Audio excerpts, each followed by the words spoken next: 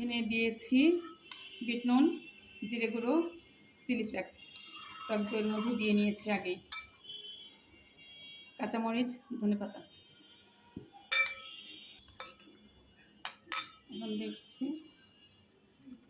এখন দিচ্ছি yellow bell pepper, red bell pepper. দিয়ে দিচ্ছি স্ট্রবেরি। এখন একসাথে ভালো করে মিশিয়ে নিচ্ছি।